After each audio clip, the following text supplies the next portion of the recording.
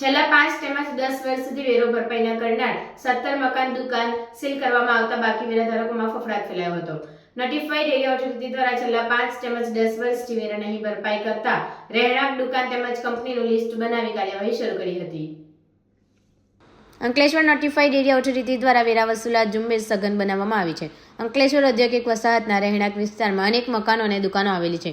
આ મકાનો અને દુકાનોને માલિકોએ વેરો ભરવાનો હોય છે, પરંતુ કેટલાક સમયથી 5 કે 10 વર્ષ કરતાં વધુ સમયથી વેરો નહીં ભરપાઈ કરતા બાકી ધારકોનું લિસ્ટ નોટિફાઈડ દ્વારા કરવામાં આવ્યું છે, જે લિસ્ટને અનુલક્ષીને આજરોજ કાર્યવાહી શરૂ કરી હતી।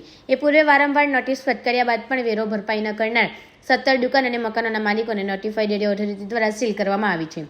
આજે સવારના સમયે નોટિફાઈડ એરિયા ઓથોરિટીની વિવિધ ટીમ અંકલેશ્વર જેડીસી રહેણાંક વિસ્તારમાં પહોંચી હતી અને પોલીસની હાજરીમાં સીલ કરવામાં આવ્યા હતા। અંદાજે 35 લાખ કરતાં વધુનો વેરો બાકી હતો, જેને લઈ આજરોજ કાર્યવાહી કરવામાં આવી હતી। તો આગામી દિવસોમાં લિસ્ટને આધારે અંદાજે 500થી વધુ લોકો સામે જેઓ કે 5 વર્ષ કે 10 વર્ષ કરતાં વધુ સમયથી વેરો ભરપાઈ કર્યો નથી, તેમની સામે કાર્યવાહી કરવામાં આવશે। કરોડો રૂપિયાના બાકી પડતા વેરા માટે નાણાકીય વર્ષ 2025-26 પૂર્વે નોટિફાઈડ ઓથોરિટી દ્વારા કાર્યવાહી શરૂ કરી હતી।